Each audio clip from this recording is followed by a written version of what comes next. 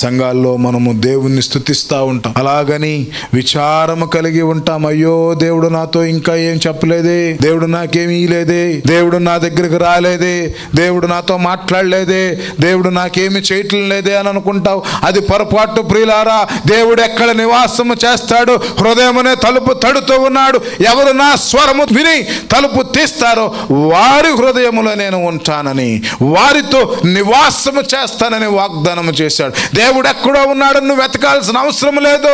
ఆ సభలకు వెళ్తే దేవుడు ఉంటాడేమో, ఈ సభలకు వెళ్తే దేవుడు ఉంటాడేమో, అక్కడ మంచి లైటింగ్ పెట్టారు అక్కడ దేవుడు ఉంటాడేమో, ఇక్కడ 1000 మంది వస్తున్నారు అక్కడ దేవుడు ఉంటాడేమో. నువ్వు పరుగులు తీయాల్సిన అవసరం లేదు.